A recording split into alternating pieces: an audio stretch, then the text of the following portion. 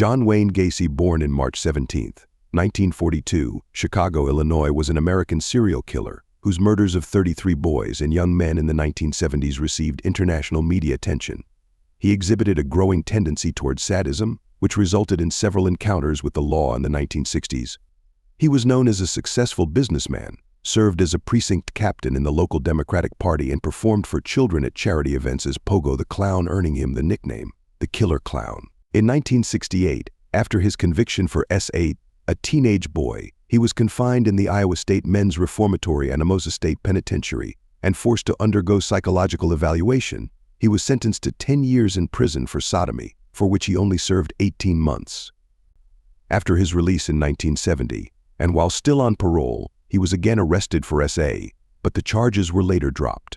In January 1972, Gacy stabbed a 16-year-old boy to death in his home after picking him up from a bus terminal. He would often ply his victims with drink or drugs and then trick them into being handcuffed, often as part of his clown persona. Gacy would then essay and torture the men before strangling them with a rope.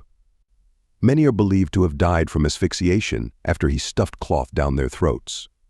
In 1978, after one of Gacy's victims, Robert Piest, was reported missing, police learned that Gacy was the last person known to have seen him.